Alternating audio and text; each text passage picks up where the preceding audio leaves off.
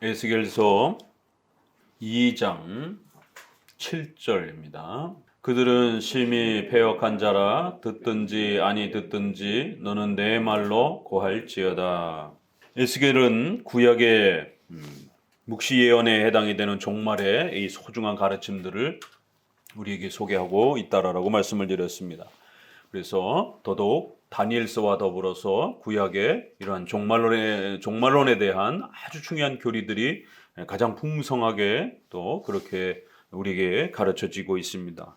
오늘 우리 시대의 종말을 살아가는 우리 성도들이 어떻게 우리의 사회와 가정과 직장에 또 이러한 교회 생활 전반에 걸쳐서 하나님의 뜻을 우리가 잘 헤아리고 적용할 수 있는지 바로 에스겔서는 바로 그러한 부분들을 우리에게 또 가르쳐내고 있습니다.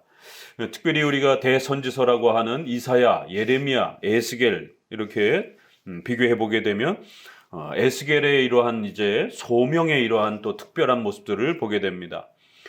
이사야는 거룩이라고 하는 이러한 그 표현의 이 앞 서두에 보여지는 것처럼 이렇게 하나님의 보좌를 보고 그 보좌의 앞에 나아가 엎드렸을 때에 또 하나님께서 그의 입술을 이렇게 스스로 찢으면서 거룩함을 또 이렇게 표현하는 이러한 영광스러움을 보여주고 있습니다. 예레미야는 그 어머니의 태 속에서 그 예레미야를 구별하여 선지자로 세우시며 그리하여 모든 부분들을 파괴하고 이제 새롭게 세워가는 또 이러한 개인의 또 부르심에 대한 이런 소명을 통해서 그 시대에 이스라엘 백성들에게 하시고 싶은 말씀들을 소개하는 것을 보게 됩니다.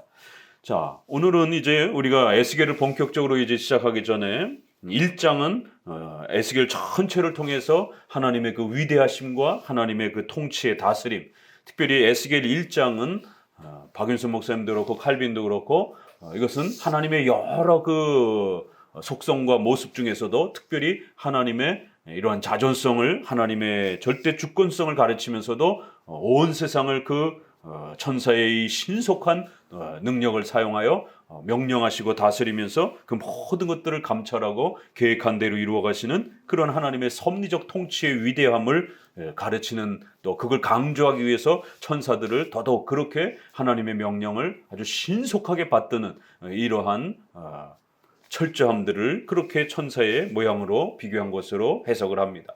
그만큼 하나님의 주권과 섭리 역사 속에 온 우주의 역사가 진행되어져 간다라고 하는 이러한 위대함들을 또 에스겔서는 우리에게 가르치면서 이제 시작을 합니다. 그리고는 이제 2장에 들어와서는 3장과 연결해서 에스겔의 소명에 대한 이야기가 나옵니다. 그래서 에스겔의 이 소명은 단순한 개인의 간증이 아니라 이렇게 각각의 선지서마다 대선지자마다 부름받는 방식들이 조금씩 차이가 나면서 그 각각의 부름이 그 선지서 전체를 대변하는 하나의 서론처럼, 그래서 이사야는 이사야 나름대로 좀 더 하나님의 주권과 하나님의 거룩하심에 대한 이런 부분들을 소개한다라면, 예레미야는 구약의 인간론이라고 하는 것처럼 하나님 앞에 탄식하고 자복하는 이러한 모습으로서 예레미야의 또 그 개인적인 또 그러한 소명을 그렇게 사용하고요. 또 에스겔의 이러한 또 부르심에 있어서는 에스겔이 이제 선지자로서 부름받을 때에 죄에 대한 그러한 전도, 책망, 이러한 전도에 대한 이러한 책임을 무겁게 짊어져야 하는 이런 에스겔의 이러한 독특한 부르심.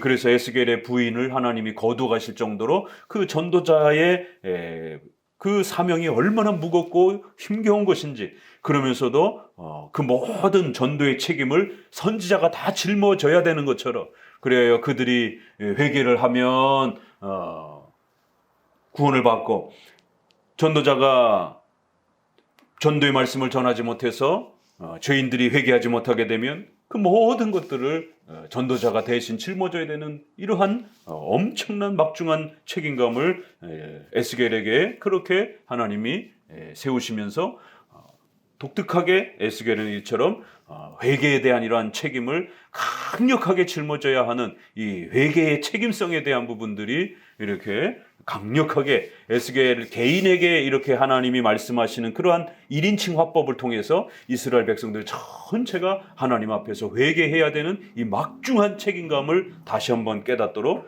그리하여 하나님과 선지자가 1인칭 관점으로 에스겔의 또 선지자의 입을 통해서 하나님이 직접 말씀하시는, 또 때로는 선지자가 이스라엘 백성들과 1인칭처럼 이렇게 동일화시켜서 백성들의 잘못을 자기가 대신 회개하면서 백성들의 아픔과 탄식을 또 하나님 앞에 대표로서 이렇게 또 고백하는, 그래서 그러한 1인칭 화법이 하나님의 말처럼 이렇게 쏟아지기도 하고 또 때로는 백성들의 고백인 것처럼 또 이렇게 표현되기 때문에 선지서는 문맥을 잘 이렇게 살펴가면서 보셔야 됩니다. 그 중에 특별히 에스겔서는 이처럼 그의 사명의 부분들이 전도의 책임을 전부 다 짊어지면서 이렇게 회개의 책임을 에스겔이 모두 다 짊어지는 것처럼 이렇게 부름을 받는, 그래서 그 모든 것이 선자의 책임이다라고 하는 이런 아주 막중한 사명을 이렇게 불러내는 이 독특한 이 책임이라고 하는,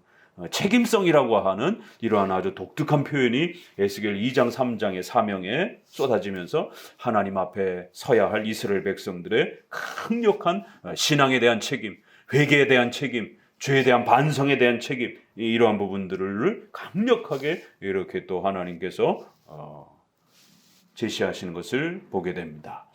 자, 그러면 이제 어떻게 그러한 내용들이 특별히 앞 서두에서 에스겔의 소명을 중심으로 해서 펼쳐지는가를 또 함께 봅니다.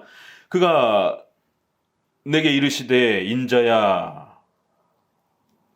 일어나서라 내가 내게 말하리라 하시면서 말씀하실 때 그 신이 내게 임하사 나를 일으켜 세우기로 내가 그 말씀하시는 자의 소리를 들으니, 그러면서 이제 우리가 구약의 삼위일체를 특별히 에스겔서는 이렇게 또 삼위일체의 그리스도의 보좌에 계신 모습과 또 성령 하나님께서 그 거대한 천사들을 움직여 가시는 그러한 그 독특한 모습과 또 그런 모든 이러한 그 이스라엘 백성들에 대한 창조적인 또 이런 하나님의 신적인 계획과 작정들을 하나님이 말씀하셨다 이렇게 표현하면서 하나님의 말씀이다 이러한 표현이 굉장히 많이 소개가 됩니다. 다른 선지서보다도. 그래서 이렇게 삼일체 하나님의 이러한 그 풍성함들이 에스겔서에 어떻게 또 드러나고 있는지를 좀 더 잘 이렇게 살피면서 또 보게 되면 그러한 표현들이 아주 중요한 표현으로 등장하는 것을 보게 됩니다. 성령께서 그 영이 내게 임하사 나를 일으켜 세우고 그래 나를 굳건하게 이렇게 붙드시면서 이제 하나님의 그 말씀들을 이렇게 또 받들 수 있도록 이끌어 가시는, 그래서 처음부터 이렇게 성령의 도우심으로 성령의 임하심으로 강력하게 그 선지자를 살피시는 성령 하나님의 도우심의 이러한 그 시작으로 본문을 소개해냅니다. 자, 어디를 읽으시냐면 4절 같이 한번 읽어봅니다. 시작.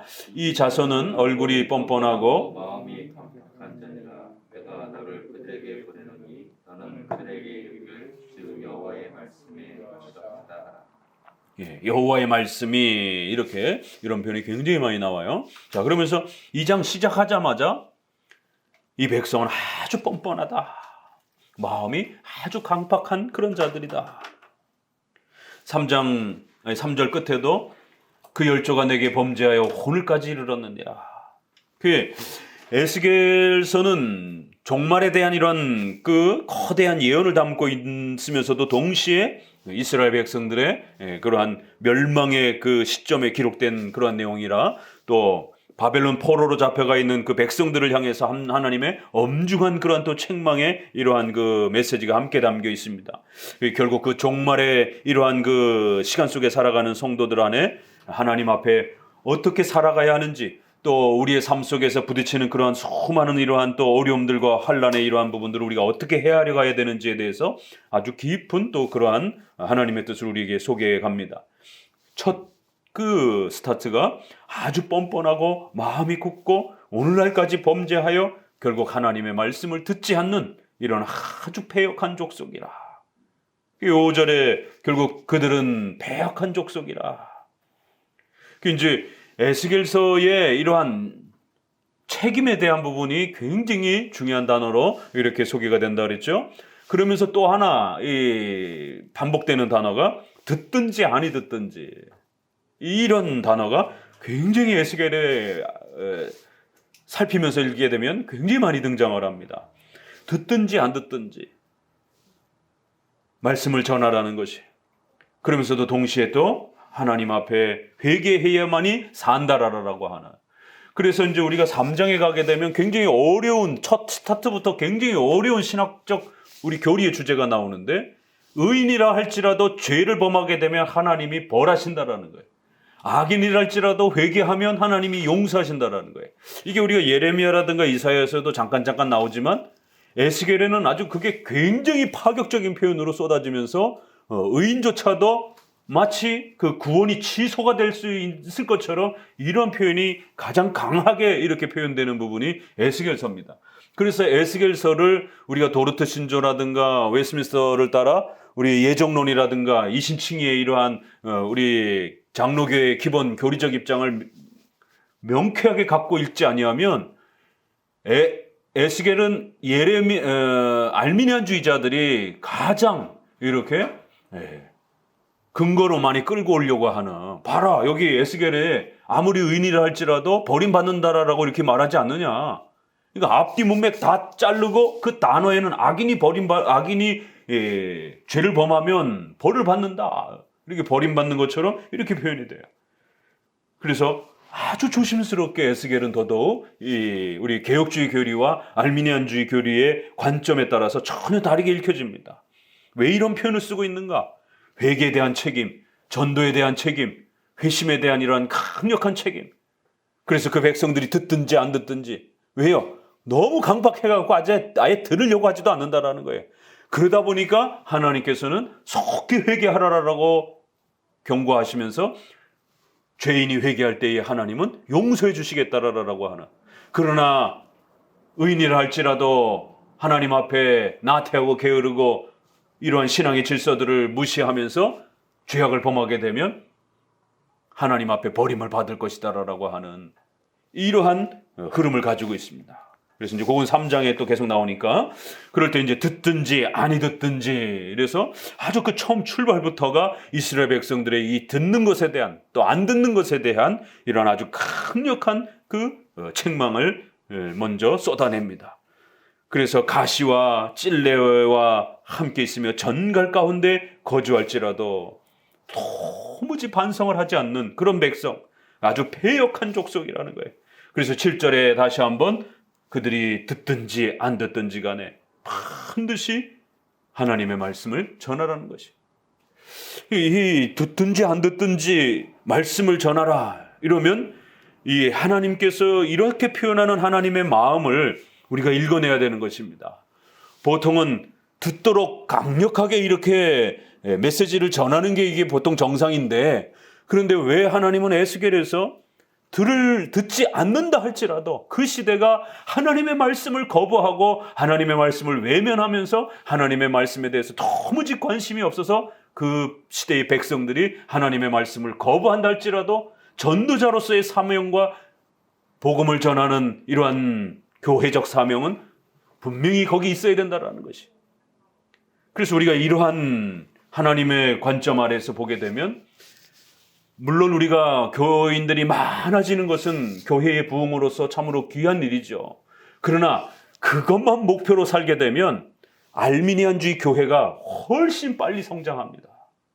그래서 우리가 복음주의 교회에도 보게 되면 인본주의 신앙, 이렇게 신인 협력주의로 신앙을 펼치는 우리가 하나님을 도와서 역사를 주도해야 된다, 우리가 신앙을 도와야 된다, 이런 인간의 공로와 의지를 강조하면서 신앙을 끌고 가는 이러한 형태의 혼합주의적인 이러한 복음 설교와 가르침들이, 그런 교회들이 훨씬 많이 부흥이 됩니다. 많은 분들이 장로교는 왜 이렇게 그러면은 이렇게 소중한 가르침을 갖고 있는데 왜 장로교는 그렇게 부흥이 안 됩니까? 이런 소리를 굉장히 많이 듣습니다. 장로교 목사로서. 칼빈이 목회를 해도요, 칼빈이 목회하는 시절에도 그렇게 많이 그 교회가 우리가 생각했던 것처럼 그렇게 많이 부흥하지 않았습니다. 그 걸출한 그 시대에도 루터가 설교를 해도 그렇고요. 그 시대에 올바른 설교자가 있느냐, 올바른 교회가 있느냐가 중요한 것이지 얼마나 많이 사람이 모였느냐 안 모였느냐 그것 자체로 하나님의 역사를 평가하게 되면 이건 잘못된 기준이에요. 그래서 많은 분들이 그래도 웨슬레가 많은 사람들을 교회로 데리고 왔지 않느냐. 칼빈주의보다도 이런 이제 평가들. 그러니까 웨슬레가 더 위대하지 않느냐. 어찌됐든 그 결과는 엄청나지 않느냐.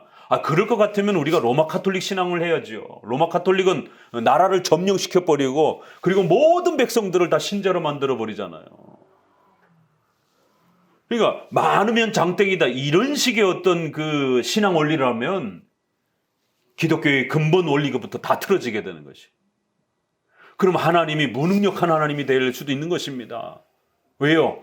어느 시대마다 또 지금도 역시 아시아 지역부터 시작해서 아프리카 지역이라든가 이런 데는 수많은 사람들이 여전히 복음을 듣지도 못하는 그런 삶으로 살아갑니다. 그럼 하나님은 전능하신데 왜 그들에게 그러면 복음을 안 전해 주시는가? 그러니까 양으로 자꾸 따지려고 하게 되면 자칫 잘못하면 신관에도 문제가 생깁니다. 하나님이 무능력하신 분처럼. 또 구원론 부분에 있어서도 하나님의 전폭적인 은혜로 구원받는 것이 아니라 마치 우리 인간의 선행이라든가 공로라든가 어떤 여러 가지 이 신인 협력적인 이러한 인간의 도움이 마치 하나님 앞에 필요한 것처럼, 그래서 교회가 숫자로 그 결과를 따지는 것처럼, 이게 예정론이 바탕이 되지 않은 그러한 신관에서 출발하다 보니까 그런 구원관, 그런 교회관으로 넘어가게 되면 장로교회는 실패한 교회가 돼버리는 겁니다. 교회가 작으니까. 우리처럼 이렇게 작은 교회들은, 월세 내는 교회들은 다 실패한 교회가 돼버리는 거예요. 그러면 대형 교회들만이 가장 성경적인 교회가 되는 겁니다. 왜요? 어찌됐든 뭐로 가든 어찌됐든 서울로 가면 장땡인 거고, 어찌됐든 이렇게나 저렇게나 어찌됐든 교회 안에 사람들 많이 모아놓으면 됐지 않느냐. 이런 식의 결과주의적인, 이거 실용주의입니다. 기독교는 절대로 실용주의가 아닙니다. 교회에 사람만 많이 올 수만 있다라면 수단과 방법을 가리지 아니하고 그렇게 하나님이 싫어하시는 그런 악한 방법까지 동원해가면서 교회 안에서 이런 여러 가지 기업 마케팅을 동원해가지고 상품을 새신자 초청 대회라든가 이런 부분들 표현 자체도 상당히 인본주의적인 겁니다.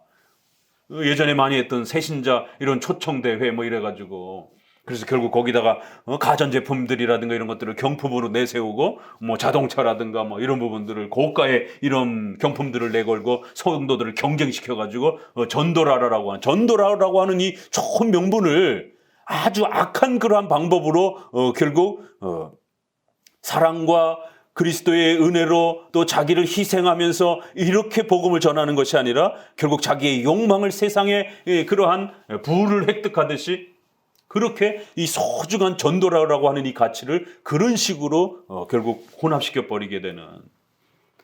그런데 성경은 정작 듣든지 아니 듣든지,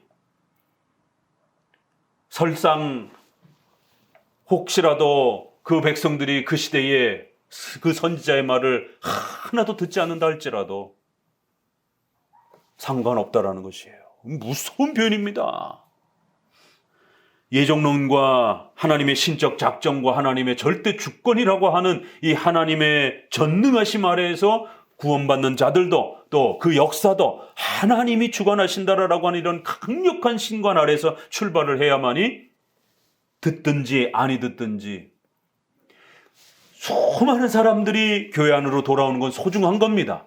그럼에도 불구하고 그 결과만이 마치 가장 중요한 기준인 것처럼 이렇게 접근하게 되면 인본주의 교회가 되고 결과론적 교회가 되고, 어찌됐든 수단과 방법을 가리지 않고 많이 사람들을 모아놓는 것이 그게 기독교인 것처럼, 그게 교회의 어떤 본질인 것처럼, 이런 결국 교회의 부패와 타락의 첫걸음이 되기도 하는 거예요. 그래서 성경은 오히려 비록 인간의 구원이 소중하고 더 많은 사람들이 회개하여 교회로 돌아오는 것이 소중하지만, 그럼에도 불구하고 그 백성들이 회심하고 하나님께로 나오고 말씀을 듣고 깨닫고 교회 안에 서가는 것들은 또 하나님의 위대한 예정과 주권 속에서 일어나는, 또 하나님의 놀라운 또 다스림 속에서 일어나는 것임을 우리는 놓쳐서는 안 되는 것입니다. 그래서 이 장에는 인간의 죄악에 대해서도 강력하게 이렇게 책망하면서도 듣든지 안 듣든지 반드시 그들을 책망하고 회개를 촉구하는 메시지를 전해주라는 것이에요. 그러면서도 또 한편으로는 설령 그들이 전부 다 듣지 않는다 할지라도 하나님 앞에서 하나님은 상관없다라는 것이. 왜요? 하나님께서는 그들이 돌아오는 것도 중요하지만 하나님이 그 시대에 공의와 의를 집행하셨다라고 하는 하나님 자신의 영광을 드러냈다라고 하는, 그래요, 그 시대의 메시지, 하나님의 복음의 메시지가 외쳐졌다라고 하는 이 거대한 증거도 아주 중요하다라는 거예요. 그래서 그 말씀을 듣지 않는 자들에 대한 명백한 증거가 확보가 되고, 그래서 그들을 영원한 지옥으로 벌할 수 있는 또 그러한 하나의 근거가 또 되기도 하는 겁니다. 이렇게 복음의 전도 아래에서도 인간의 책임도 있지만 하나님의 주권적 계획 아래 이렇게 신비롭게 듣든지 아니 듣든지 결국 그 시대에 선지자가 있었다라는 것, 그 시대에 교회가 있었다라는 것, 그 시대에 하나님이 복음을 전해주었다라고 하는 이 강력한 증거가 결국 최후 심판 때에, 그럴 때 너희들은 뭐 했어? 너희들은 왜 안 들었어? 절대로 핑계대지 못하도록 그렇게 강력하게 회심의 이러한 기준을 떠나서 하나님의 그 주권적인 그 역사가 그 시대마다 있었다라고 하는 거를, 나 하나님이 역사하는지 몰랐어요, 복음의 초청을 나 못 들었어요 라고 핑계댈 수 없다라는 것이. 듣든지 아니 듣든지. 그래서 이 부분을 너무 지나치게 또 이렇게 끌고 가게 되면 성도들이 전도하는 것, 또 그 시대에 회심하여 교회로 돌아오는 것, 이런 부분들은 무시하고 전도도 하지도 않고 그냥 목사가 자기 혼자만 그냥 열심히 진리를 지킨다라고 또 자기 혼자 열심히 성경만 가르치고 있고 이러면 안 되는 것이죠. 이게 참 균형이라는 게 이렇게 중요합니다. 그래서 우리 장로교와 청교도 안에 극단적 율법주의자들이 등장을 하기 시작합니다. 전도 안 해요. 이 예정론 잘못 가르치면 전도 안 하는 것처럼 예정론을 가르치면 게을러지는 이러한 또 극단적인 그러한 율법주의자들, 극단주의적인 이러한 17세기 파라라라고 하는 이렇게 명명을 또 제가 그렇게 붙이기도 했는데, 알미니안주의에 대한 너무 지나친 그러한 그 공포감 때문에 이 전도에 대한 열심, 또 인간에 대한 책임, 이런 부분들을 적극적으로 강조하지 아니하고 그저 운명론처럼 하나님의 주권을, 예정론을 운명론처럼, 숙명론처럼 인간의 의지를 전혀 촉구하지 않는, 그저 자기 혼자 열심히 설교하고 외치면 듣든지 안 듣든지 열심히 자기 혼자 외치고 있으면 되는 것처럼, 그래서 개혁교회들이 전도하지 않는, 예정론을 세게 가르치는 교회들이 전도하지 않는, 예정론을 바르게 가르치면 열심히 성도들이 전도합니다. 그런데 예정론을 잘못 가르치면 목회자 본인도 개척교회인데도 전도 안 하고 또 성도들도 전도를 안 해요. 그래서 개혁교회가 10년이 됐는데도 자립을 못해요. 그저 그냥 가족들끼리만 있습니다. 이게 묘한 그러한 그 흐름입니다. 그럴 때는 그 목회자가 이 신관을, 예정관을, 하나님의 주권론을 잘못 가르친 겁니다. 본인 스스로도 숙명론적으로 이해를 하고 있는 거예요.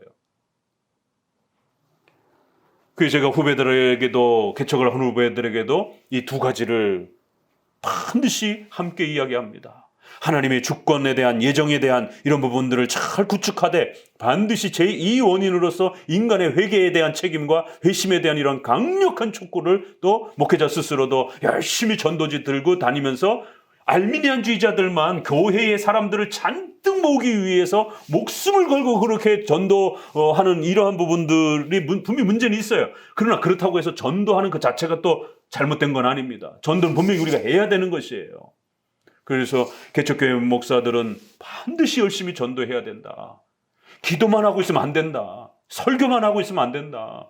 개척교회 목회자는 모든 걸 다 혼자 다 해야 되기 때문에 교회 청소까지도 목사가 혼자가 다 해야 되고, 그래서 반드시 교회를 세워가기 위해서는 열심히 전도해야 된다는 거예요. 그래서 제가 제 후배들에게도 일단 저는 그런 거를 제대로 누구한테 지도를 받지 못했기 때문에, 그래도 저희는 앞서서 이렇게 20, 30년 목회를 해왔으니까 선배의 이러한 그 발자취를 따라서 우리가 인터넷에 이렇게 깔아놓은 이런 수많은 콘텐츠들을 이용을 해서 부지런히 좀 글도 올리고 또 이렇게 와서 댓글도 달고 답변도 성도들하고 하고 그러면서 개혁교회 목사인 자신의 이름도 좀 알리고 자기 지역의 교회가 어디 있는지도 좀 이렇게 알려주고, 또 특별히 오늘 우리 시대에는 우리가 일반 교회처럼 이렇게 지역에 또 이렇게 막 전도를 하면서 이런 것보다는 좀 더 이 개혁 신앙을 좋아하는 분들을 대상으로 많이 이렇게 또 이러한 신앙의 차이들을 설명하고 이러다 보니까 가까이서도 오기도 하지만 주로 또 여러 인터넷 매체라든가 이런 걸 통해서 성경을 올바르게 가르치고 배운 그런 교회를 찾아와 오기도 하고 또 성경을 배우고 싶은 마음에 소망을 가지고 이렇게 오는 분들이 훨씬 더 많단 말이에요. 그러면 자기 교회가 어디에 있는지, 나는 어떤 목사인지, 성도가 분명히 그 목사를 확인하기 위해서는 자기 자신이 어떤 색깔을 갖고 있는지에 대해서 분명히 오픈을 해야 되고 자기 자신을 드러내야 된단 말이에요. 그건 당연히 목사의 책임인 것이고, 요즘에 이상한 목회자들이 하도 많으니까 성도들이 아무나 교회나 안 간단 말입니다. 아무나 교회나 또 추천해 주지도 않고. 그러면 반드시 이제 시작하는 후배들은 저희 한마음교회를 이용을 해서 그렇게 좀 같이 교류를 하고 또 콘텐츠 같은 거 본인의 설교도 좀 이렇게 올려놓고 그러면은 자기가 이제 막 시작하면은 너무 힘들지만 검색이라든가 이런 부분들이 그럼 적어도 한마음교회나 웨스트민스터 신학회라든가 이런 걸 이용하면은 그래도 이렇게 검색률에 상위에 링크돼 있으니까 좀 그렇게 사용하라라고 그렇게 간곡하게 부탁을 하는데도 이렇게 의외로 많은 분들이 이렇게 자기 설교를 좀 올린다든가 성도들이 질문하면 이렇게 좀 댓글을 달아주면서 이렇게 함께 좀 서로 개혁신앙의 입장이 어떤 것인지를 좀 공유하고, 그래서 목사님의 설교와 목사님의 신학을 알려야 되는데, 그러면 본인이 못 가도 자기 친척이라든가 누가 이사를 간다라면 그쪽 교회를 소개를 시켜줄 수도 있고, 우리 장로교와 우리 개혁주의는 외국에서 이렇게 한국을 들어와도요 아무 교회나 안 갑니다. 아니 외국에서 개혁주의 교회를 다니다가 장로교를 다니다가 한국에 와가지고 순복음교회 가서 예배 드릴 수 있겠습니까? 그거 불가능합니다. 그렇기 때문에 반드시 미리 이렇게 당회를 통해서 도움을 받기도 하고, 최근에는 인터넷이 있다 보니까 이렇게 지역에 자기가 근무해야 될 그런 지역 근처에 장로교회가 개혁교회가 있는지를 확인해보고 찾아보고 이런 다음에 외국에서도 이렇게 잠깐 휴가차 한국에 들어올 때도 이렇게 들어오신단 말이에요. 우리가 외국에 나갈 때도 마찬가지인 거고, 이거는 우리 장로교의 신앙의 이러한 그 독특성 때문에 그런 겁니다. 아무 설교나 막 들을 수 없고 아무 예배나 막 드릴 수 없는 그러한 우리 장로교회의 또 자존심이고 퀄리티이고 우리의 또 소중한 구별성이라는 것이죠. 하물며 그런데 목회자가 전혀 자기 자신을 오픈하지 않고, 과거에는 우리가 전도지 들고 이렇게 뭐 물티슈 가지고 전도하던 그런 시대가 있다라면 2000년이 넘어서는 4차 혁명 시대에 이제 또 많은 그런 커뮤니티 문화가 바뀌었단 말이에요. 그럼 또 우리 커뮤니티 문화에 맞게 또 우리가 열심히 전도하는 방법과 수단들은 많이 바뀌어갈 수 있는 거란 말이에요.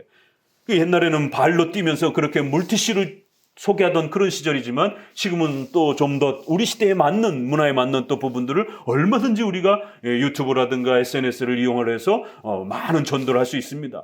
요즘에는 아파트마다 전부 다 도어록들이 아주 그 철저하게 2중 3중으로 이렇게 구축되어 있어서 한 10년 전까지만 해도 저희가 전도할 때에 이렇게 아파트 입구에 들어가서 전도지를 좀 이렇게 문마다 꽂고 오기도 하고 이럴 수 있었어요. 근데 벌써 10년 전 그 이후로부터 들어가는 입구에서부터 전부 다 번호키로 이제는 밑에 주차장까지도 전부 다 그렇게 도어록을 설치해 놔가지고 아예 들어가지를 못합니다.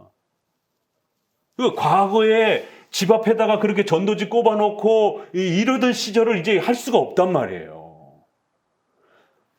큰 교회들이야 뭐 아파트에다가 광고비를 주고 이렇게 그 광고를 실기도 하고 그러지만 일반 개척교회가 어떻게 합니까? 그 재정을 어떻게 감당합니까? 못합니다.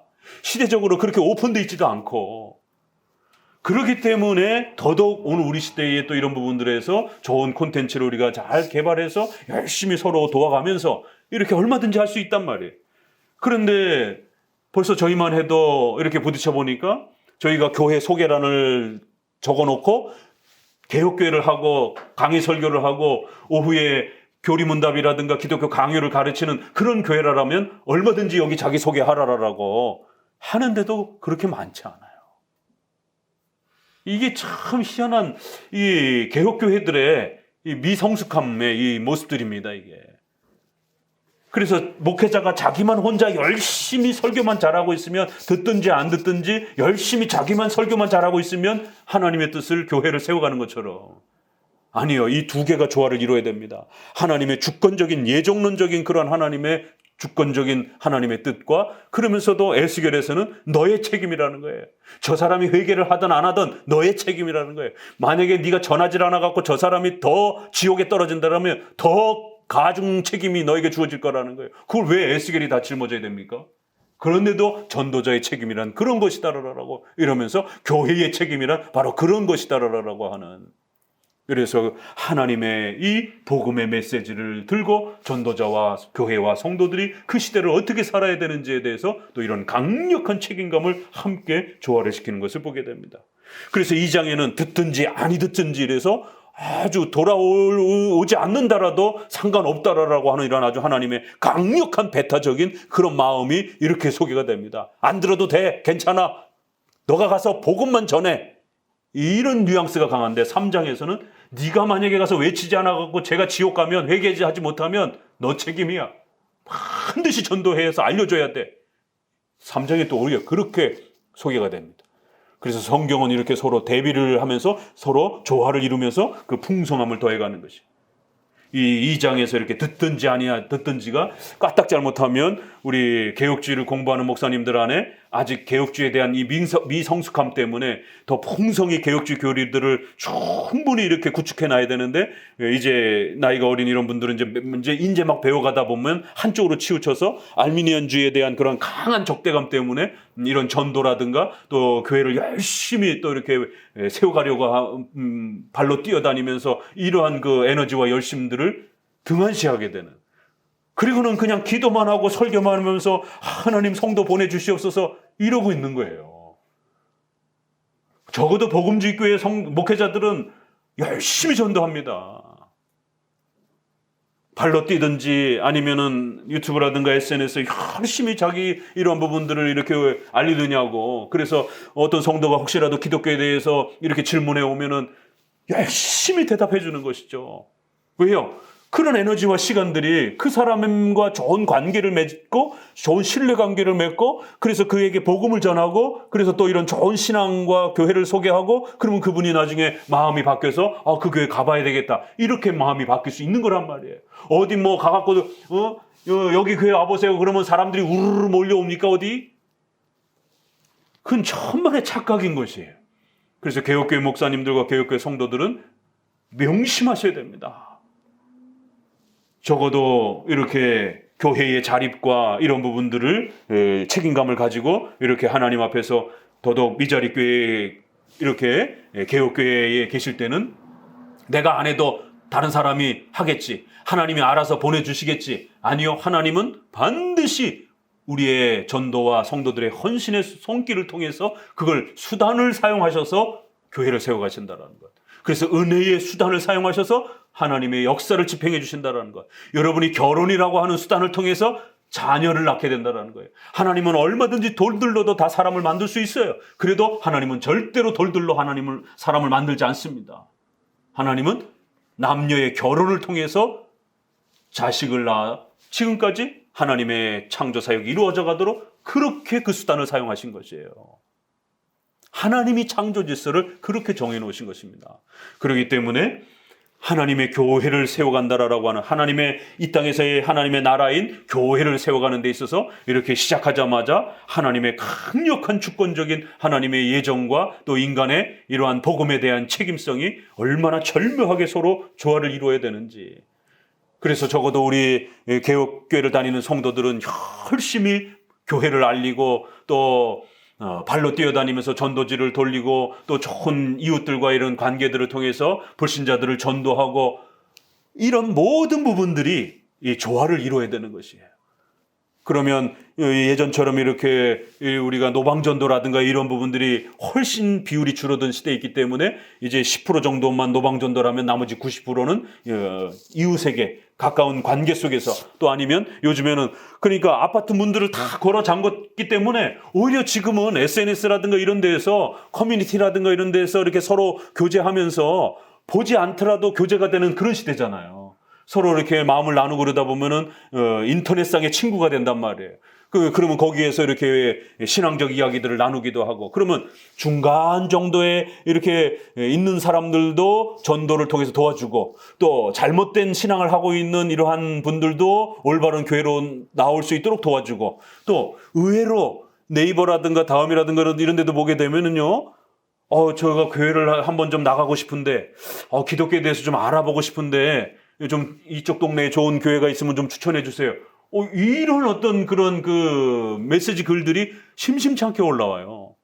그래서 저희도 야탑동에 한번 어떻게 네이버에 그 있더라고요. 그래갖고는 저희도 밑에 댓글을 달아놓으면서 이제 기독교를 그럼 교회를 다녀보셨습니까? 아니요, 처음입니다. 주변에서 이렇게 나가보라고 하는데 이렇게 한번 교회를 나가고 싶은데 요즘에 뭐 이상한 교회가 하도 많다 그래서 이렇게 한번 좀 교회를 찾고 있습니다. 불신자예요. 그래서 여기는 저희는 이렇게 해갖고 저희 교회는 이런 성경을 가르치는 이런 교회입니다. 한번 오셔서 상담을 해보세요라고 이렇게 연락처를 남겨두기도 하고. 이게 시대가 좀 다르단 말이에요. 그러면은 얼마든지 그런 부분들을 우리가 관심을 가지고 이렇게 또 최선을 다해서 또 복음을 세워가는 그런 역할들을 감당할 수 있는 것입니다. 이거는 목회자도 이 2장과 3장에 대해서 특별히 개혁교회, 개척교회 목사님들은 더 이 선배 목회자의 이러한 충고를 잘 들으셔야 되고, 또 우리 성도들은 특별히 미자립 교회에 이렇게 다니신다라면 더더욱 하나님 앞에서 그 책임성을 가지고 자칫 예종론과 주권성을 이렇게 지나치게 운명론적으로 이렇게 배우게 되면 목사님이 아무것도 안 하면서 기도만 하면서 들을 필요 없어, 나 혼자 그냥 설교 열심히 잘하면 돼, 이렇게 운명론적으로 하나님의 신관을 오해하고 그렇게 나태하고 게으름을 핑계대는 거예요. 합리화하는 겁니다.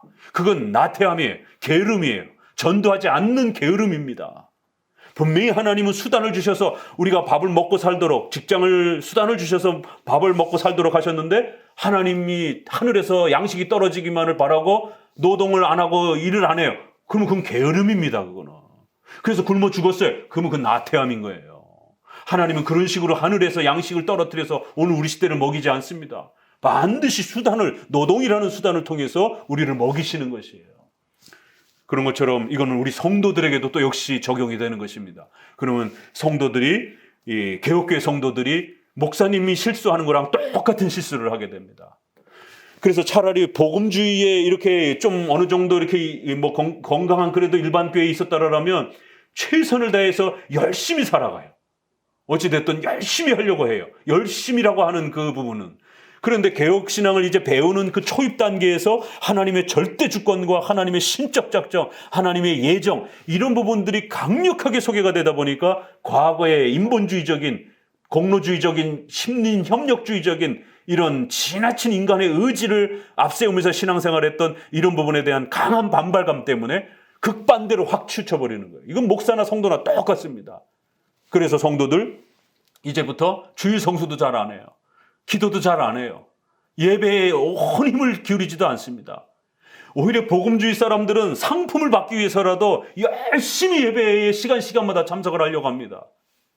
자기가 필요한 부분이 있어가지고 그거를 얻어내려고 억지로라도 시간을 내서 기도를 합니다.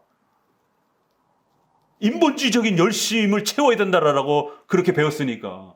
그런데 개혁교회 성도들은 이제 막 시작할 때 미성숙한 그러한 목회자 아래에서 또 성도들도 그렇게 미성숙한 상태로 머물러서 있게 되게 되면 다 그렇게 한쪽으로 치우쳐버리게 됩니다. 그래서 예배의 열심도 별로 없고 또 기도의 그런 열심도 별로 안 내고 그냥 이렇게 막 떼쓰면서 이렇게 기도하는 거야. 이거 인본주의적인 거야. 그럼 어떻게 기도할 거예요, 그러면? 우리 주기도문을 따라서 열심히는 기도해야 되는 겁니다. 악한 방식으로 잘못된 거를 기도하는 건 안 되지만 그렇다고 해서 열심까지 빼앗아 버리면 안 되는 것입니다. 기도에도 그렇고 여러분의 또 삶에 있어서도 그렇고 직장에 있어서의 이런 부분에 세상 사람들은 성공이라도 하려고 이렇게 막 승진이라도 하려고 이렇게 기복주의 때문에 어찌됐든 회사 일을 열심히 하는데 예정론과 신적 작정론을 배우는 성도들은 직장 생활도 별로 열심히 안 내요. 어차피 하나님이 예정돼 있으니까 하나님께서 어차피 하나님의 뜻 아래 있으니까 때가 되면 승진하겠지. 아니요. 당신의 열심히 직장 생활하는 걸 통해서 성공을 하고 승진이 되는 것이지 기도만 하고 있다고 해가지고 승진이 되는 게 아닙니다. 그러니까 이원론적인, 극단적인 이원론적인 형태의 삶이 형성이 됩니다. 그래서 역사 속에 신율법주의와 같은 이런 패턴들이 16세기, 17세기에 장로교, 청교도주의 하는 사람들 안에 등장을 했습니다. 그 신율법주의의 가장 대표적인 사람이 리차드 백스터입니다. 개혁신앙이 좋은 건데도 불구하고 미성숙하게 잘못 배우게 되면 반드시 극단적인 게으름이 또다시 형성이 돼요. 그래서 조심해야 되고, 그래서 훌륭한 개혁주의 목회자 밑에서 배워야 됩니다. 어설프게 개혁신앙이 이렇게 아직 그 제대로 성숙되지 않은 상태에서 잘못 배우게 되면 목회자도 성도도 함께 곤두박질 치는 이런 일들이 벌어지게 돼요. 그래서 개척교회를 다니면서 성도들이 전도도 하지도 않고 알아서 교회에 성도들이 세워지겠지. 그렇게 되면 결국 교회는 30년이 지나도 50년이 지나도 자립을 할 수가 없는, 우리가 무슨 모슬렘 지역, 이슬람 지역이라든가 이런 특수 지역이라면 우리가 이해할 수 있죠. 그건 하나님의 섭리니까. 그러나 이렇게 대한민국처럼 얼마든지 우리가 복음을 전할 수 있고 또 이렇게 종교의 자유가 이렇게 확보되어 있는 나라에서 30년, 50년이 지났는데도 교회가 계속 미자립 상태로 있다? 그럼 그 문제가 되는 겁니다.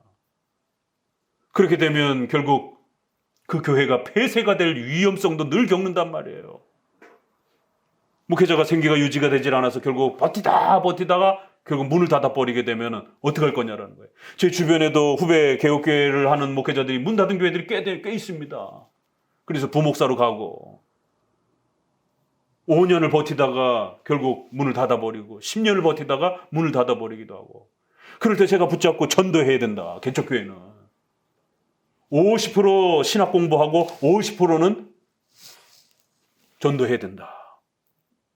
개척교회가 80%를 신학 공부하는 데 시간을 쏟으면 안 된다. 50% 정도 신학 공부하고 설교 준비하고 나머지 50%는 발로 뛰든지 주변에 돌아다니든지 아니면 컴퓨터 앉아갖고 열심히 신앙 상담을 하든지, 그래서 그들하고 컴퓨터에 그 친구들하고 교제를 나눠서 친구가 되든지 아무것도 안 해요. 전도와 관련해서. 그러면서 성도가 안 온다라고 이렇게 탄식하게 되는 이런 부분이 우리 성도들한테도 그대로 영향을 끼치니까 성도들의 생활도 아주 폐쇄적이 돼버리고 성도들의 생활, 경제생활 이런 여러 가지 부분들이 전부 다 뒤처지게 되고. 왜요? 아무것도 안 하니까. 아무것도 안 하면 아무 일도 안 일어납니다. 그래서 이 듣든지 아니 듣든지 이게 굉장히 이게 어떻게 들으면 아주 그 파격적인 말인데 또 어떻게 들으면 굉장히 이게 아주 그 심도 있는 아주 우리의 폐부를 찌르는 그런 말씀인 것이에요. 이걸 극단적으로 잘못 이해하게 되면 극단적 신율법주의와 같은 인간의 노력이라든가 이런 책임성에 대해서 필요 없어, 됐어, 나 혼자만 그냥 열심히 전하고 나 혼자만 이 시대의 칼빈주의자로 살면 돼. 죄송하지만 제가 처음 시작할 때 그런 설교를 많이 했어요. 여기 오래 계셨던 분들, 그 30년 전의 설교가 그런 부분들이, 당신들 다 떠나가도 괜찮아, 나 혼자 칼빈주의자로서 개혁주의 목사로서 하나님 앞에 진리를 지키는 것 그 자체만으로도 가치 있는 거야. 왜냐하면 처음에 저한테 개혁주의를 가르쳐 주셨던 분이 그렇게 지나친 17세기라든가 이러한 특정한 그러한 시대에 너무 함몰돼가지고 마치 그러한 편협한 그러한 운명론적인 이런 극단주의적인 이러한 칼빈주의가 마치 그게 정상적인 칼빈주의인 것처럼 그런 성향을 좀 가지고 계셨던 분이라 처음에 그분을 통해서 이렇게 소개를 받으면서 17세기만이 모든 신학의 중심인 것처럼 이제 이렇게 소개하다 보니까 결국 목회자 혼자서 진리를 잘 지키는 거 하는 게 그게 가장 중요한 것처럼, 그래서 우리 주변에도 이렇게 보게 되면은 여전히 이런 설교하시는 목사님들이 계십니다.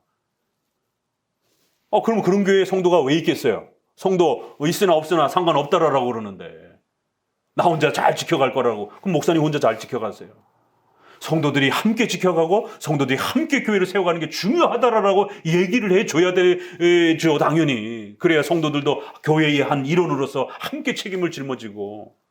그러니까 이 듣든지 아니 듣든지가 그렇게 까딱 잘못하게 되면 이렇게 극단주의적인 이러한 개혁주의에 대한 빌미가 되고 또 자신의 나태함과 게으름에 이러한 또 핑계가 되어지는 이런 아주 또 곡해가 일어날 수도 있습니다.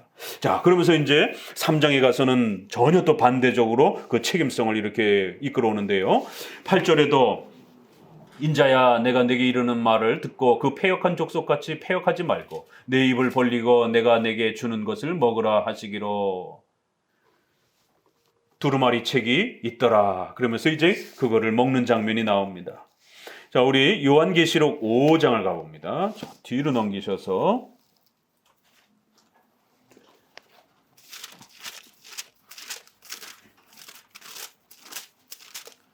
요한계시록 5장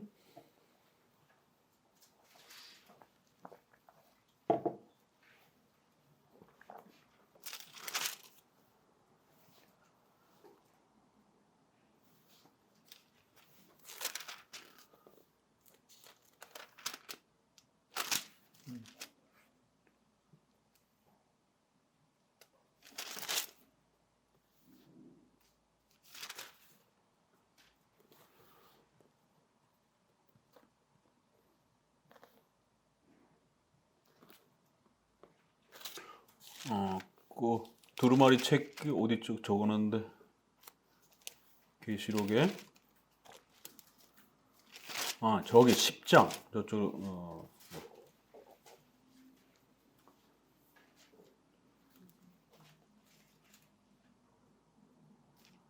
자, 요한계시록에 보니까 요한도 어떤 책을 먹는 거를 이렇게 이제 소개가 되는데요.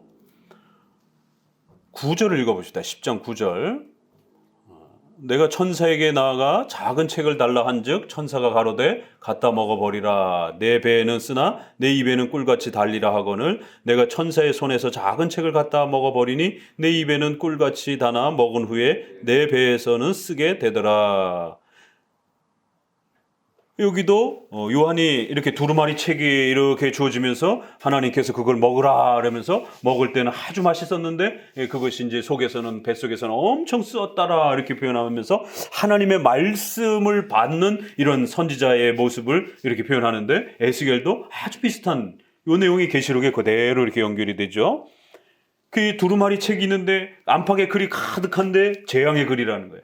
그 3장 1절에 와서 그 두루마리를 이렇게 먹었다라고 이렇게 표현합니다. 그리고 2절에 3절에 두루마리를 내 배에 넣었는데 내 창자에 채우라 하시기로 내가 먹으니 그것이 내 입에서 달기가 아주 꿀 같더라는 거예요. 이렇게 구약에는 목회자와 선지자가 하나님의 말씀으로 충만히 채워져야 된다라고 하는 것을 이렇게 또 비유적으로 표현을 합니다.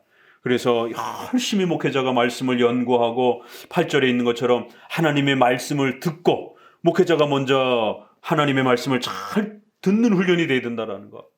그 우리는 오순절파가 아니기 때문에 음성을 막 듣고 있는 게 아니라 성경을 연구하는 것이죠. 그리고 내 입을 벌리고 먹으라. 목회자가 하나님의 말씀을 성경을 통해서 충분히 연구하고 먼저 먹을 줄 알아야 되는 거예요. 그리고는 그 충분히 먹고 배를 채운 다음에 목회자 안에 준비된 그 해석과 내용을 가지고 4절에 내 말로 그들에게 고하라. 절대로 목회자 자신의 생각을 성도들에게 가르치면 안 되고 온전히 하나님의 말씀을 그렇게 또 가르쳐내야 한다라고 하는 이제 이런 표현으로 이제 3장에서는 본격적으로 선지자가 하나님의 말씀으로 잘 준비되어서 그 말씀을 이제 외쳐야 되는 이 사명을 이렇게 이야기를 합니다. 자, 그러면서 조금 더 내려가셔서 7절을 읽어봅시다. 3장 7절. 그러나 이스라엘 족속은 이마가 굳고 마음이 강팍하여 내 말을 듣고자 아니하리니 이는 내 말을 듣고자 아니함이로라. 그 위에 절 6절에 조금 이상한 표현이 나와요. 참 이해할 수 없는 표현인데 여기서도 또 역시 6절 너를 방언이 다르거나 말이 어려워 내가 알아듣지 못할 열국에 보내는 것이 아니라 내가 너를 그들에게 보내었다라면 그들은 정녕 내 말을 들었으리라. 여기도 이제 하나님의 주권에 대한 이런 하나님의 예정에 대한 이런 부분들이 철저하게 우리 안에 교리적으로 구축되어 있지 않으면 성경을 읽을 수가 없습니다. 이게 무슨 말일까? 이방인에게 선지자를 보냈더라면 차라리 이방인들은 회개를 했었을 거라는 거예요.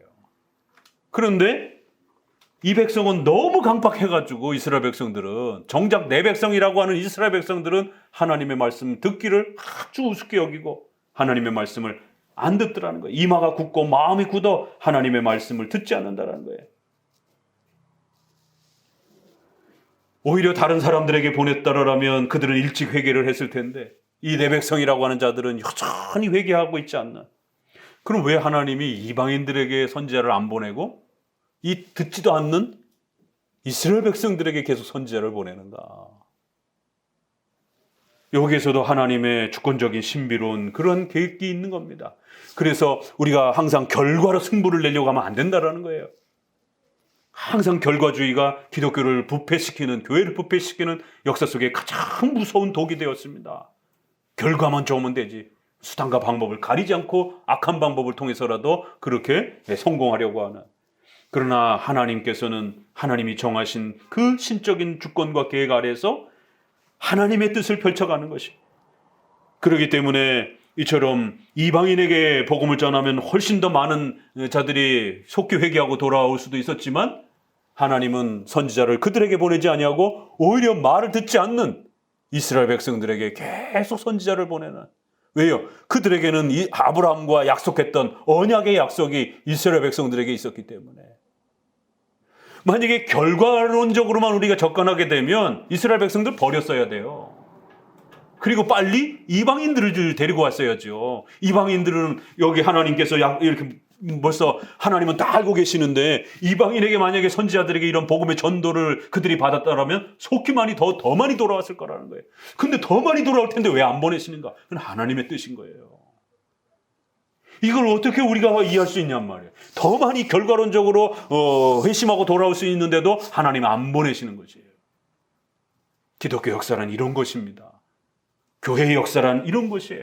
그래서 때로는 목회자가 많이 열심히 전도했는데도 바울과 같이 칼빈처럼 열심히 전도했는데도 전도가 제대로 많이 되지도 않고 또 바울도 설교했는데도 또 핍박을 받기도 하고 그런다 할지라도 얼마든지 그 자체로 소중한 또 가치가 있는 겁니다.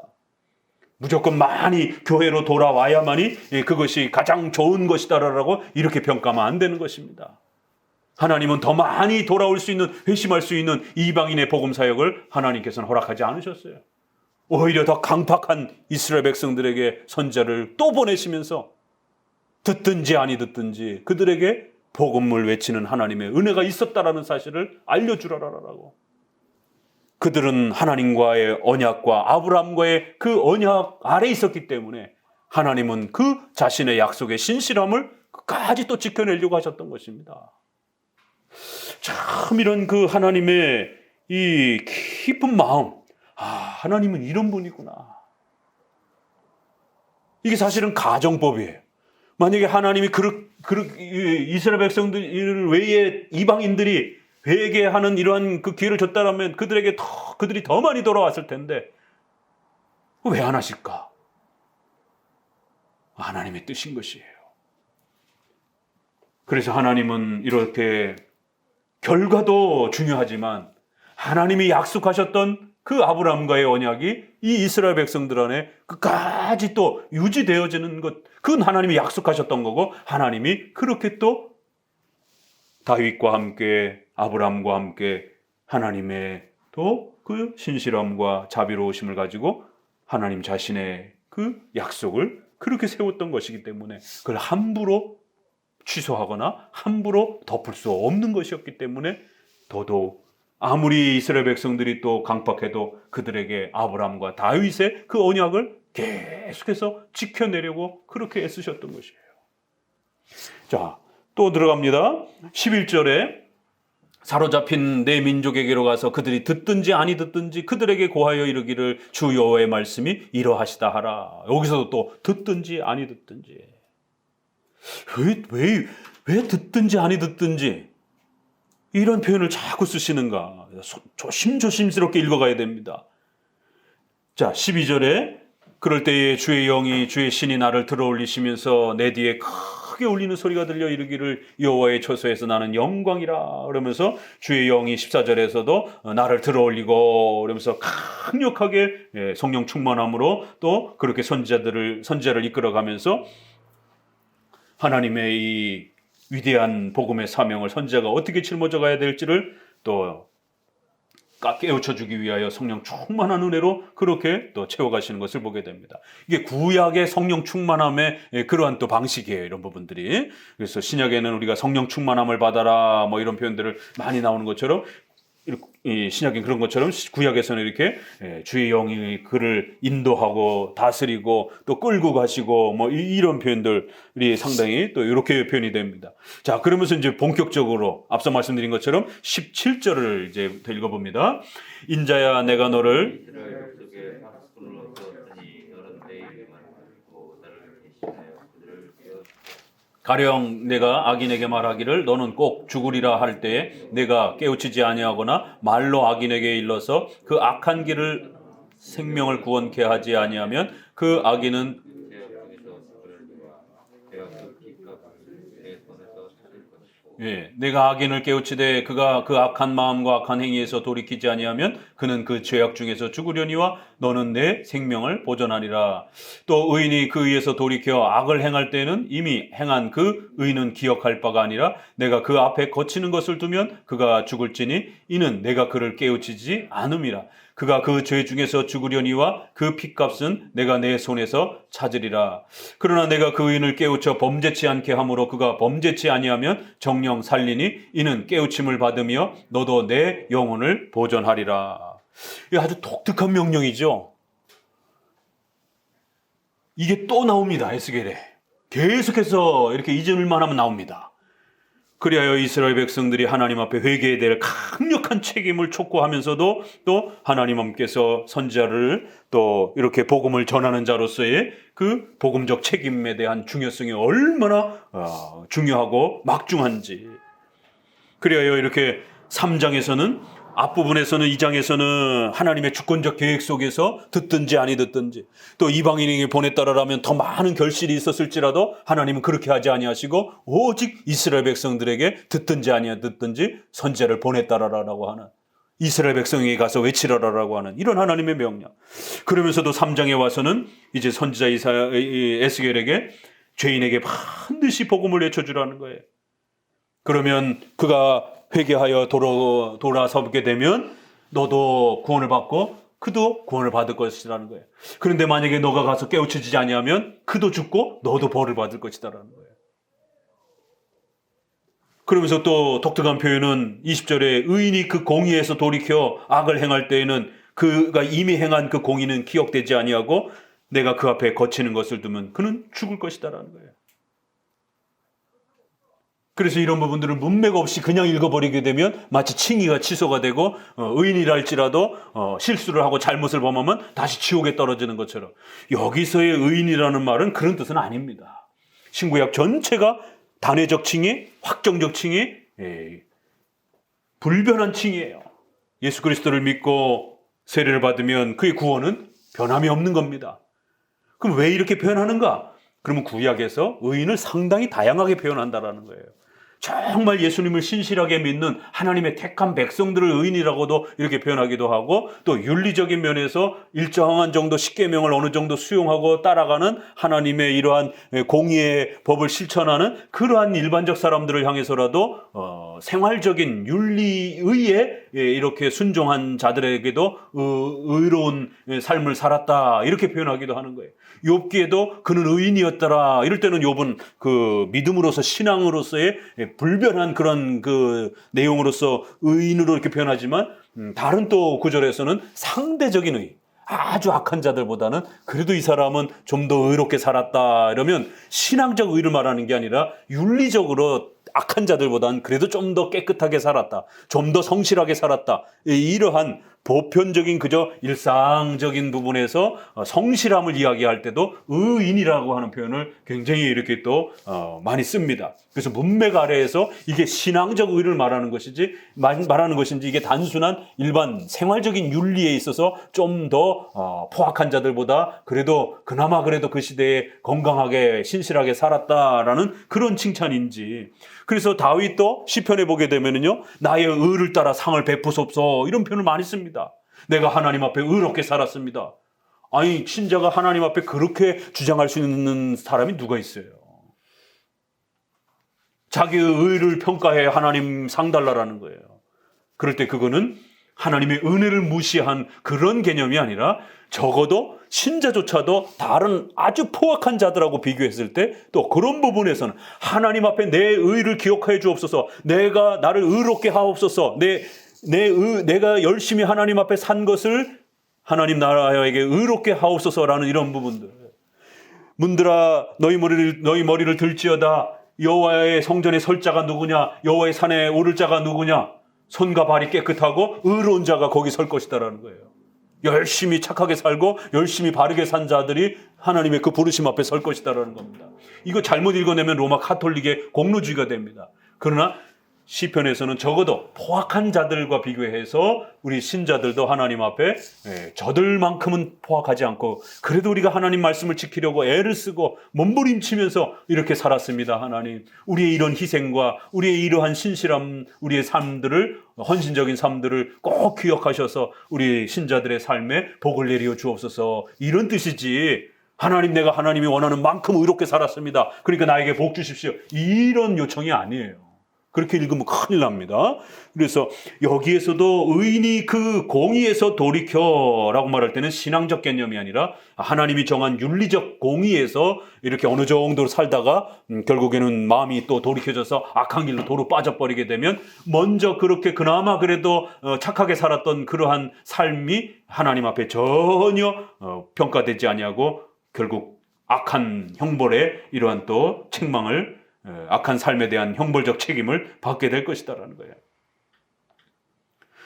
이처럼 3장에서는 그 회개해야 되는 자의, 악한 자의 회개의 책임도 그렇고 또 그들을 깨우쳐줘야 되는 그 시대의 교회와 목회자와 성도들의 복음적 사명이라고 하는 것도 얼마나 중요한 것인지, 하나님께서는 바로 그 복음의 전도자들을 통해서 죄인들을 깨우치고 그들이 회심할 수 있는 기회를 마련하고, 그래서 그들이 복음을 듣게 하고, 그래서 로마서 10장에 유명한 복음을 전하는 손과 발이 얼마나 아름다운가, 그거 이사야 말씀을 그대로 끌어다 쓴 거예요. 전하는 자가 없이 불신자들이 어떻게 듣겠느냐, 복음을.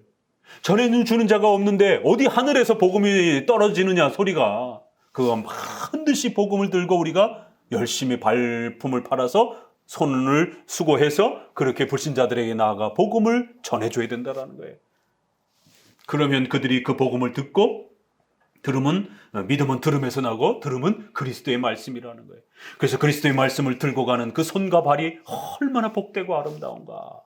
이렇게 해서 성도들의 복음적 헌신과 전도에 이러한 교회를 세워나가기 위하여, 하나님의 나라를 이 땅에서 세워가기 위하여, 또 그 죄인들을 우리가 돌이키기 위하여 열심히 하나님께서 이뤄가야 하시는 이 거대한 복음적 사역에 우리가 도구와 수단으로서 그렇게 희생하고 눈물 흘릴 때에 하나님께서 그들의 손과 발에 복을 내려주시겠다라는 거예요. 그러한 성도들의 복음 전도의 이러한 희생과 헌신이 얼마나 복된가. 이게 로마서의 말씀. 이게 이제 에스겔에서는 이처럼 이렇게 그거를 마치 서로 생명이 서로 연대관계에 맞물려 있는 것처럼 이렇게 아주 강하게 어필을 하시는 거예요, 하나님이. 그래서 제가 죽으면 너 책임이야, 이런 식의. 여러분의 가족이 예수님 믿지 못하고 죽으면, 또 이런 개혁파 신앙 모르고 돌아가시면 당신 책임이야. 알았어요? 형제?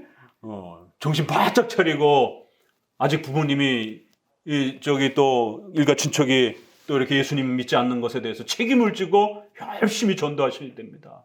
또 주변에 가까운 좋은 그런 또 친척과 이웃이, 친구가 이런 잘못된 신앙에 미흡한 신앙에 빠져 있으면 이런 소중한 개혁신앙을 들을 수 있도록 열심히 그렇게 전해줘야 되는 겁니다. 나 혼자만 잘 먹고 잘 살고 그 혜택을 나 혼자만 이 땅에서 풍성히 누리고 이러면 안 되는 것이에요. 큰일 납니다. 그렇게 되면.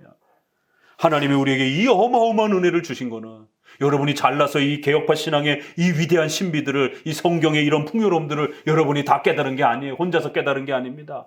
여러분이 이렇게 깨달을 때까지 목회자의 헌신과 교회의 헌신과 여러분 주변에 수많은 사람들이 눈물을 흘리며 그렇게 또 여러분들을 섬기고 도왔기 때문에 적어도 여러분들이 이 정도까지 개혁파 신앙의 이 풍성함들을 누리고 있는 겁니다. 그래서 이렇게 선지서의 사명을 통해서 이스라엘 백성들이 하나님 앞에 어떻게 살았어야 되는지, 어떻게 책임감을 가지고 섰어야 되는지를 이렇게 이사야를 통해 가지고 그 시대에 하나님의 뜻이 무엇인지를 이렇게 소개를 하는 겁니다. 그래서 에스겔 너의 책임이다 이러면서 강력하게, 그리고 또 이 죄인들도 자기들의 어떤 그런 의로운 삶조차도 중간에 그렇게 악행으로 빠져버리게 되면 소용이 없다라는 거예요. 신앙의 이런 책임감을 가지고 온전히 회개하며 하나님 앞에 서지 않는다라면 그러한 어느 정도의 그러한 일상적인 삶조차도 하나님 앞에 용납되지 않는다라는 겁니다. 온전히 회개하고 하나님 앞에 바르게 그 복음을 듣고 서는 것만이 살 수 있는 길이라는 거예요. 자, 그러면서 22절로 이제 마무리를 해가면서 여호와께서 권능으로 거기서 내게 임하시고 또 내게 이르시되 일어나 들로 나아가라 내가 거기서 너와 말하리라 이러면서 24절에도 또 주의 신이 내게 주의 영이 임하여 또 나를 일으키시고 또 내게 말씀하여 가라사대 너는 가서 이제 내 집에 가서 문을 닫으라 이러면서 26절에는 또 아주 독특한 표현이 내가 내 혀로 내 입천장에 붙게 하여 너로 벙어리가 되어 그들의 책망자가 되지 못하게 하리니 그들은 패역한 족속임이라 이러면서 당분간 또 복음을 전하지 못하는 상황에 어려움에 처하는 이런 상황들을 또 이렇게 에스겔에게 한번 경험을 주십니다. 자, 그러면서 27절에 같이 읽어봅니다. 그러나 내가 너와 말할 때 내 입을 열리니 너는 그들에게 이르기를 주 여호와의 말씀이 이러하시다 하라. 들을 자는 들을 것이요 듣기 싫은 자는 듣지 아니하리니 그들은 패역한 족속임이라. 여기 또 3장도 끝을 결국엔 또 그렇게 끝을 내요. 그래서 듣든지 아니 듣든지 하나님 앞에서 선지자는 선지자로서의 책임감을 감당하고 그 시대에 복음을 전하는 자가 있었다라고 하는 이 사실 자체만으로도 아주 중요하다라는 거예요. 그러면 듣지 않는 자들에게는 듣지 않은 것에 대한 책임을 묻게 되고 그들이 핑계할 수 없는 것에 대해서 하나님이 엄중하게 징계할 것이고 그 시대에는 또 그 시대대로 하나님의 은혜가 있었다라고 하는 또 이러한 하나님의 신실함과 자비로움을 또 얼마든지 또 증거하고 펼쳐낼 수 있는 이러한 여러 가지 목적 속에서 하나님은 일을 하신다라는 거예요. 그래서 교회가 너무 결과론적으로도 이렇게 평가를 해서도 안 되지만 그렇다고 또 아무것도 안 하고 있는 거, 기도만 하고 있는 것을 마치 핑계 삼아가지고 자기의 교회가 부흥하지 않고 또 자신의 삶이 이렇게 나아지지 않는 거를 마치 숙명처럼 이렇게 받아들이는 이런 거를 정당화해서도 안 된다라는 것이죠. 절묘하게 하나님의 주권과 우리 인간의 책임이 아주 절묘하게 이렇게 조화를 이루면서 그렇게 하나님의 수단과 도구로서 우리는 하나님 앞에서 최선을 다하면서 그렇게 살아가는 것이.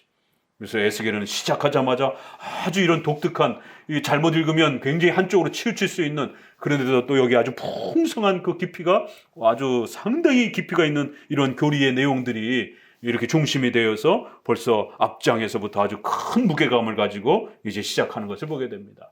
그리고는 이제 4장부터는 여러 가지 비유들을 통해서 이 두 얘기가 끝까지 갑니다. 그 3장까지가 어떻게 보면 전체 서론이에요. 그래서 계속 등장되는 비유들은 오히려 이 첫 장의 서론만 잘 이해하게 되면 쉬워요, 오히려. 그래서 어떤 장면들은 하나님의 주권적인 계획 속에서 멸망을 계획하시는 그런 하나님의 뜻, 또 그러면서도 또 한편으로는 반드시 회개하고 또 하나님 앞에 돌아서야 된다라고, 그건 너 책임이다라고 하는 또 이런 강력한 신앙의 책임에 대한 부분들을 또 여러 비유를 통해서 상호 조화를 이루어가면서 계속 그렇게 대비하면서 이렇게 또 펼쳐나가는 것을 보게 됩니다. 자, 오늘 2장, 3장에서 아주 참 그 신비로운 이런 표현, 듣든지 아니 듣든지 반드시 복음의 전도자로서 서야 된다라고 하는, 그러나 또 그럼에도 불구하고 회개하도록 우리가 복음을 전하며 그가 회개하지 않았을 때 마치 우리의 책임인 것처럼 이렇게 강력한 전도적 책임을 가지고 우리의 삶을 살아야 된다라고 하는 이 하나님의 또 뜻과 명령을 또 잘 마음에 새기시어서 또 우리 시대에 복음을 전하는 우리 성도로서 또 교회로서 또 우리가 살아가기를 주의 말씀으로 권면을 드립니다. 기도합니다.